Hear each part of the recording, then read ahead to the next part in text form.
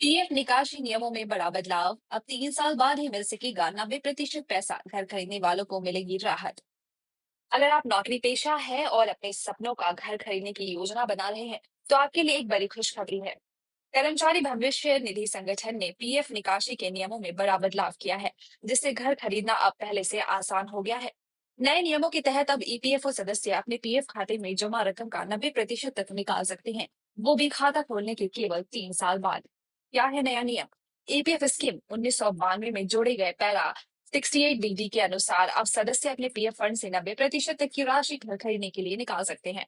यह रकम घर की डाउन पेमेंट या होम लोन की ईएमआई चुकाने के लिए इस्तेमाल की जा सकती है। पहले यह सुविधा केवल 5 साल बाद ही मिलती थी, लेकिन अब केवल 3 साल के भीतर ही यह लाभ उठाया जा सकता है।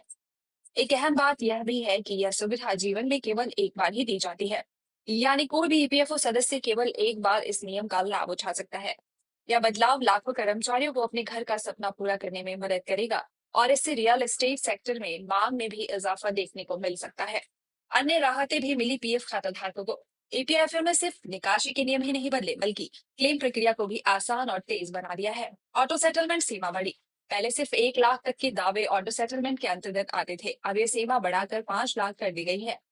डॉक्यूमेंटेशन कम हुआ। पहले जहां 27 दस्तावेजों की जांच की जाती थी, अब ये संख्या घटाकर सिर्फ 18 कर दी गई है। तेजी से क्लेम निपटारा। अब 95% मामलों में 3 से 4 दिन के भीतर क्लेम निपटाए जा रहे हैं।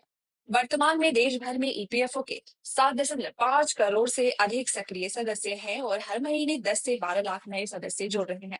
संगठन अपने 147 क्षेत्रीय कार्यालयों के माध्यम से लगातार सेवाएं बेहतर बना रहा है।